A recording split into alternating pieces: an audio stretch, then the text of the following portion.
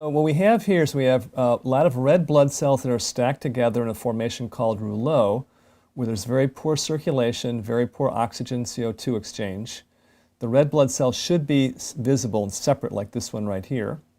Instead, they're stacked up, and there's multiple causes of that, including dehydration, poor digestion of protein, excess carbohydrates in the blood, sugars too high in the blood, and overall a low negative charge in the blood, where the potential, the zeta potential in the cells has been diminished, so cells just clump.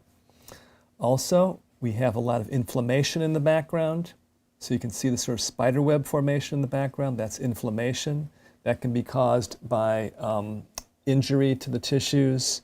It can be caused by stress. It can be caused by liver not working properly and filtering the blood. Multiple causes of that too.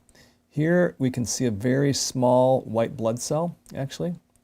In the case of this blood sample, the person's white blood cells were too small. You can see this one here too.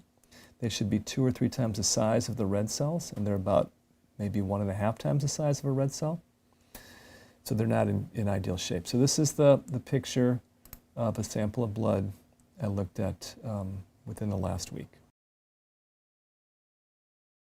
So after that last sample of blood we looked at, the person did a 1-hour treatment with a frequency device called a Healy, which sends microcurrent and specific frequencies into the person's body.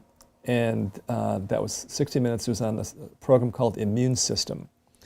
So immediately after that treatment, I looked at her blood, and this is what we saw. It was about 50% of the blood improved. So instead of being stacked up, the red blood cells, you can see them here, they're separate. They actually can exchange CO2 for oxygen now. They can actually get the job done, what they need to be done. Interestingly also, her white blood cells were bigger, and the program she ran was Immune System. The white blood cells here, you can see, are about 2 times the size of the red cells.